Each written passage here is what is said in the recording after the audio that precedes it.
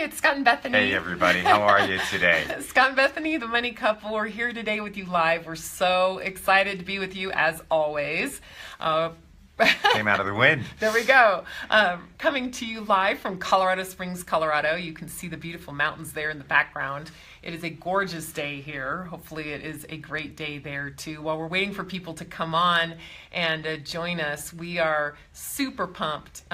Just all the things that are going on here at the Money Couple. We want to tell you about a couple of things. One of them is a new money launch pad that's happening awesome. Right now. Actually, it's happening right now. If you are on our mailing list, you are getting our money launch pad emails right now. Please be sure to check those out.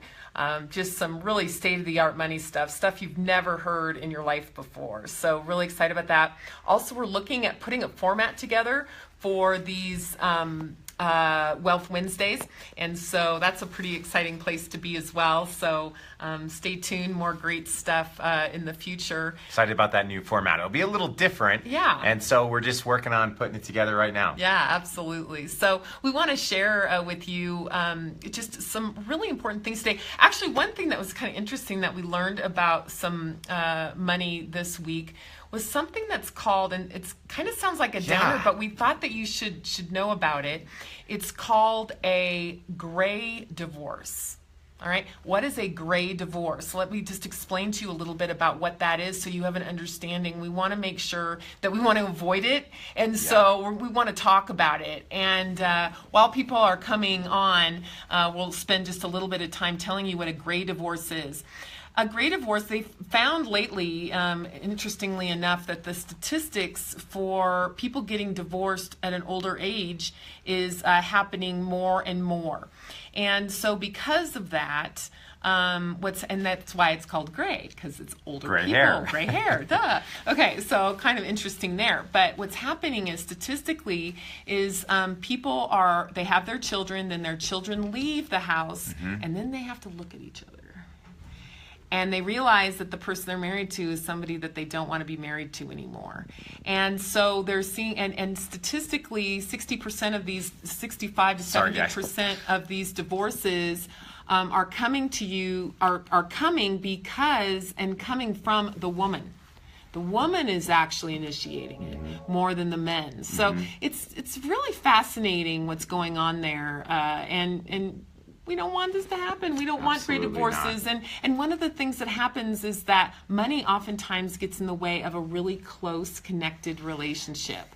And the nitpicking and the nagging and all that, and it's tearing our relationships apart. And, you can kind of hide behind your kids when your kids are around, but once your kids leave, you just start nagging, or you get nagged and you're like, I'm not doing that anymore. And so this gray divorce is happening and we don't want it to. So it's our mission and our passion to bring relationships together, to have people have a close relationship and not have money get in the way. Absolutely. And that's what these Wealth Wednesdays are all about. So if you are there, if you want to do a shout out, we'd love to hear from you, but we're excited to share some tips today. One of the things and challenges that we find is that people, oftentimes inside of a relationship, there's what we call a money knower.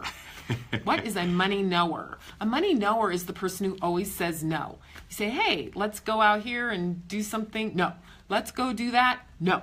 And it's always no, no, no, no, no. And you know what? It gets really old. So if you are a money knower, just know it gets really old. If you are receiving the knower and you're in a relationship with a person who's a knower, that gets really, really frustrating. Absolutely. And this is where this is often you get those knowers because of a conflict in money personalities.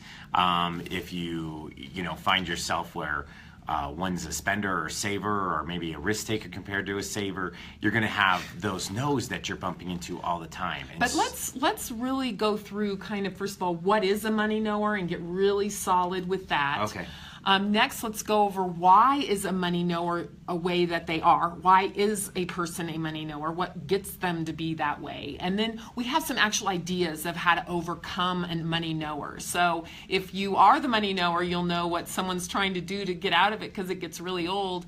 But if you're receiving, on the receiving end of a money knower, maybe here's some ideas that we can give you. So we're excited to share with you. We're Scott and Bethany Palmer, the Money Couple, coming to you live from Colorado Springs, Colorado, to make your money life the best ever. So let's dive in. First of all, what is a money knower? And a money knower is a person who constantly says no when it comes to anything that has to do, that might involve money. It can be a big thing or no thing. I mean, it could be a big item, ticket item, or small ticket items too. We see this, money knowers are big when it comes to, maybe a child wants to be involved in a sporting activity. No, it's going to cost too much. Let's go on a date night tonight. No, it's going to cost too much. And they don't usually say why they're saying no. They just say no. And it's no, no, no, no, no. What would be some other examples of no? You see no's with the big ticket items a lot because they can kind of blame it on the fact that it's a big ticket item. So vacations are huge. Maybe new furniture that you need.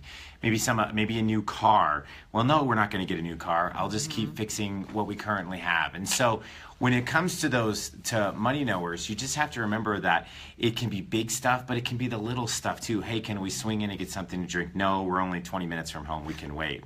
And it doesn't matter if it's big or little. The reality is, for the people that are being told no to, it can really start to grind on you, and it can really take a lot of the joy out of the relationship that you have. And Beth was talking earlier about these gray divorces, and I wonder how many of those divorces are based on the fact that they're in a relationship with an ongoing knower, and they feel like now the kids are gone and they're out, they can actually start to hear more yeses and not deal with those knowers. And so you have to remember that, I'm not going to live with this anymore. Right. I'm sick of it. Right. It just wears. It's like a piece of sandpaper. Yeah. It just wears and wears and wears. And so what we find is that the knower doesn't even really know that they're saying no to everything, and they're almost surprised or shocked when the other person gets really, really mad over the years with a bunch of pent-up frustration. So just, for the people that are in a relationship with a knower, and maybe you're watching this right now and you're a knower, it's something that you really need to be aware of, because you don't want to be a money knower. Yeah. You know what? We were interviewing a couple, and the husband was actually calling his wife a money Nazi. That is what he called her, because she just was always like he would go out for lunch, and she would come home, and he would come home, and she'd be like, well, where'd you go to lunch? And he'd say, well, I don't know, I just went to, an Applebee's, and I went out with Steve, and she's like, well, what'd you have? And he's like, oh, I don't know, chicken Caesar salad. And she's like, chicken Caesar salad, that's $13. And she's just like, rah, rah, rah, rah, and everything's no, and no, and not understanding the backing of why he wants to actually go out to lunch. It's just always no, always right. Negative when it comes to any spending money, and it just gets so old. Are you doing that in your relationship? Please don't. We don't want you to be a money nag and end a relationship over money this. Knower. No, don't do it anymore. Okay, so we know and we understand what a money knower is. Now let's understand why a money knower does what they do. Now, if you're a money knower out there and you want to just give us a couple extra comments to what we have to say about money knowers, please let us know. Let us in as to why you say no, because saying no is such an easy thing to do, but there's a reason by it. But reason number one that the person is a money knower is typically because of fear. And here's where the fear is based. The fear is that you're going to do something against what their values are, the way they were raised, the way their money personalities are. Maybe you're going to go against the facts. Maybe you actually do have some credit card debt. And, he's just like, we can't do that because so, really there's some fear there. That's usually the underlying reason for it. Anything you want to add to that? I think fear is huge, because fear drives us to say no. Am I going to start this new business? Well, I'd have to give up, I'd have to give up my current employment. Well, that's a no. So fear drives us to say no most times anyways with other aspects of our life, but especially when it comes to money. If the fear is there, then that's just the reality of you saying no. So I think fear of maybe past mistakes that maybe you've made as a couple, maybe you were taking care of the bills and things got out of hand and it wasn't handled the way the other person thought, that could have thrown them into being a knower because they're fearful of the past. Maybe they're fearful of the future. We're not going to have enough if we spend. We're not going to have security if we spend. So it's really important when you're working with a money knower to say, where is that fear coming from? And to be honest with yourself on why. Now, another reason why you might be a money knower may be because you don't know how to handle it. You don't know how to have a nice, kind conversation about what your fears are. And you're just like, it's just easier to just say, no, we're not doing that. And that might be another reason, again, don't really understand. But oftentimes the fear is really at the foundation of why a money knower says no. All right, so we talked a little bit about what a money knower is, why a money knower operates the way that they do. Now we have some ideas as to how to overcome it. And if you are the money knower, hey, please let us know if there's any other reasons why you say no all the time. Let's make sure. I mean, one thing I'll mention too, oftentimes if you do have a different perspective of money than your spouse and you're afraid, again, it does go back to fear, but you're afraid they're going to do something behind your back. That's another reason why Absolutely. they just kind of come down so much as no. So let's go over ideas, honey, as to how do you kind of overcome them? Yeah, so how do you turn the money knower into more of a money yeser? And the first point we want to make is ask them why. Now, that doesn't mean if you say, hey, I think we should get this new couch, and they say no, you go, why? Like you're mad at them. No. So go back round to them and say, Yeah. I need help understanding why whenever we try to do anything financially, the answer is no. And really give them the ability to articulate why. And because don't do it at the heated moment. Right, don't do it right then. Circle around to it because the answer might surprise you, especially if they're going to be really vulnerable with the level of fear they have.